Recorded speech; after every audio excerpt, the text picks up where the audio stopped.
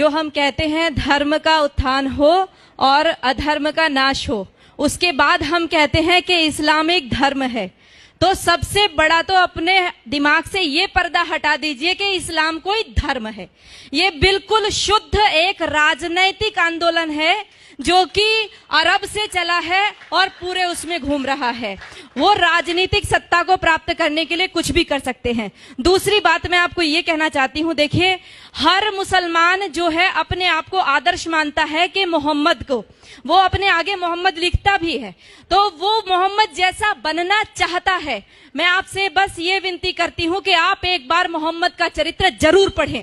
जैसे हम रामायण को पढ़ाने के लिए कहते हैं ना, वैसे आप सबसे विनती है कुरान को पढ़िए और मोहम्मद के चरित्र को पढ़िए। ये पढ़ना बहुत जरूरी हो गया है। राम को पढ़िए और उसको पढ़िए। लोगों को प्रेरणा कीजिए कि कुरान जरूर पढ़ें।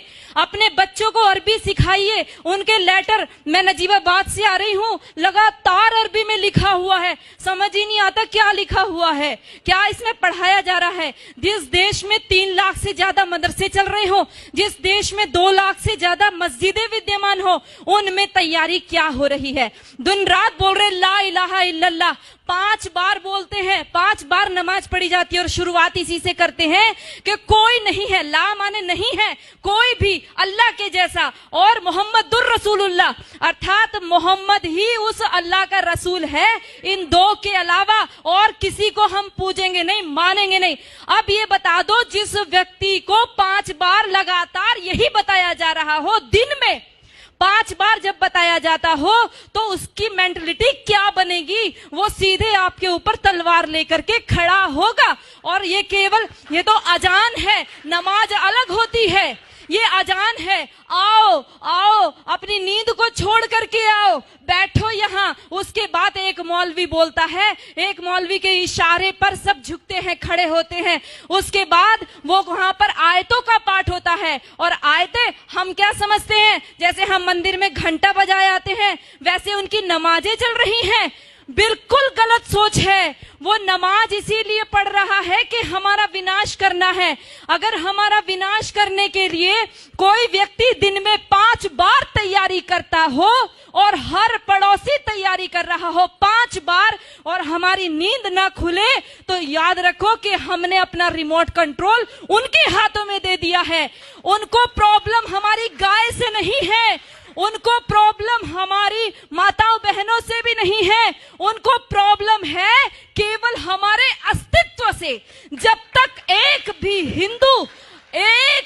हिंदू बचा हुआ है, तब तक उनको प्रॉब्लम है। उनको तब तक लगातार जिहाद करने के लिए कहा गया है, और लगातार हमारी माताओं बहनों के साथ अत्याचार दुराचार करने के लिए कहा गया है।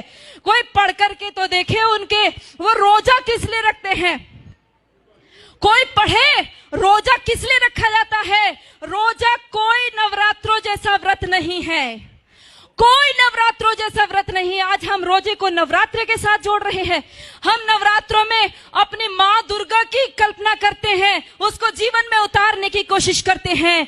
जितनी मोहम्मद ने लड़ाई लड़ी थी, सारी रोजे के टाइम में लड़ी थी, और सारी की सारी तैयारी करने के रोजा इसलिए रखा जाता है कि आप लड़ाई लड़ोगे, जंग लड़ोगे तो भूखा रहना पड़ेगा। अब उस भूख प्यास को आप कैसे सहन करोगे।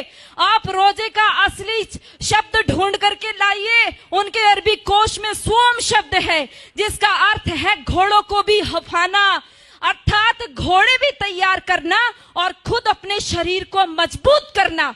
अगर उस रोजे की इफ्तार पार्टी में सारे के सारे हिंदू जाकर के बैठते हैं, आश्चर्य होता है जब लखनऊ के मंदिर के मठाधीश भी जाकर के रोजे की इफ्तार पार्टी मंदिर के अंदर कराते हैं, और हम सब लोग केवल फेसबुक पे 1-2 गुस्सा निकाल करके रह जाते हैं। मैं आप सबसे विनती करना चाहती हूँ, याद रखो इनके 5 स्तंभ, जिसमें कहा तौहीद, एक ही ईश्वर है, एक अल्लाह है, उसके अलावा हम किसी को मानते ही नहीं है। हम कहते हैं सर्वधर्म संभाव। अरे लानत है हमारे ऊपर। 1400 साल से जिन लोगों ने केवल कत्लेआम मचाया हो, आज भी हम उनको धार्मिक कह रहे हैं। वो अल्लाह के अलावा और किसी को स्वीकार नहीं करेंगे, वो हर स्तर पर करेंगे, वो दाढ़ी रख करके भी करेंगे, वो पैंट शर्ट पहन के करेंगे, वो अरबी बोल करके करेंगे, वो हिंदी बोलेंगे, वो इंग्लिश बोलेंगे। लक्ष्य केवल एक उनका स्पष्ट है, वो है जब तक एक भी काफिर जिंदा है अल्लाह का काम रुकेगा नहीं। और जो लोग कहते हैं, जिन्होंने बोला रघुपति राघव राजा राम पतित पावन सीताराम, और अगली पंक्ति जोड़ दी ईश्वर अल्लाह तेरो नाम, लानत है हमारे ऊपर। हमने कभी पढ़ करके नहीं देखा अल्लाह कहते किसको है, हमने ईश्वर के बराबर अल्लाह को रख दिया।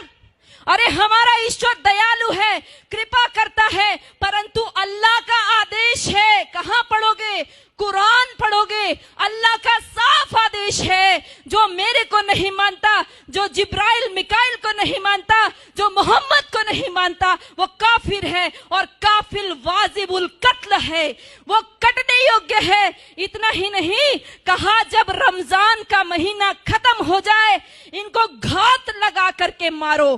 पढ़ो सूरा तौबा, पढ़ो सूरा अल बकरा, सारी की सारी कुरान की सारी ये आयतें पढ़ करके देखो, आपको साफ स्पष्ट पता चल जाएगा। हम सोचते हैं कि उनकी हज यात्रा, हम सोचते हैं उनकी हज यात्रा हमारी अमरनाथ यात्रा जैसी है। अरे पढ़ो भाइयों, यदि उनकी हज यात्रा हमारी अमरनाथ जैसी होती तो वहां पर सब लोग जा सकते थे, केवल मुसलमान ही क्यों जाते हैं?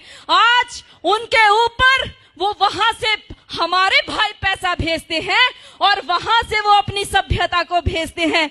उनको कोई एम्बेसी में राजदूत भेजने की आवश्यकता नहीं है कि भारत में आप हमारे अरबी कल्चर का प्रचार कीजिए। ये सारे बढ़ाए हुए दाढ़ी, ये सारे ऊंचा पजामा और नीचा कुर्ता पहन करके सारे वहां से सीख करके आते हैं और अपने आप यहाँ पर आकर के सिखाते हैं।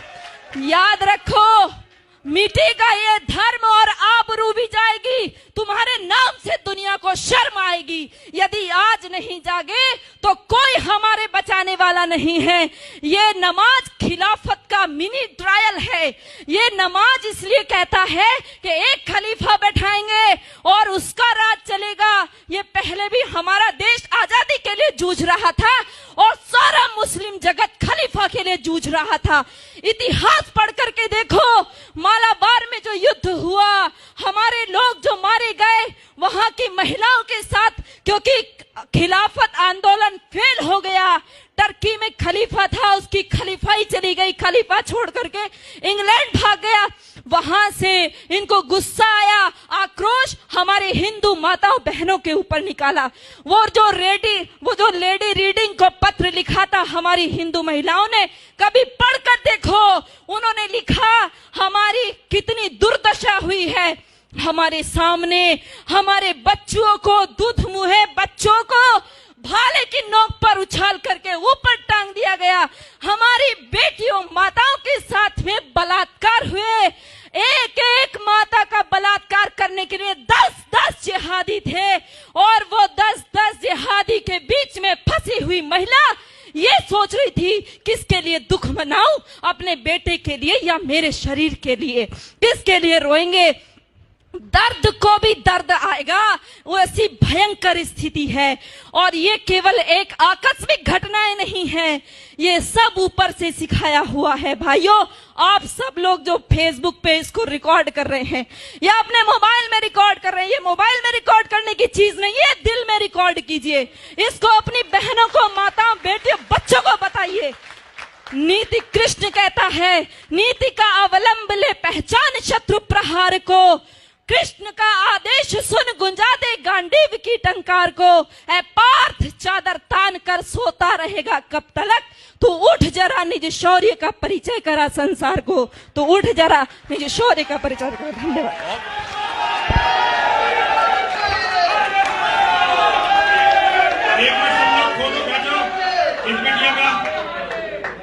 बेटा, ये हमारी माला जो है ये पूरी सोने की नहीं है।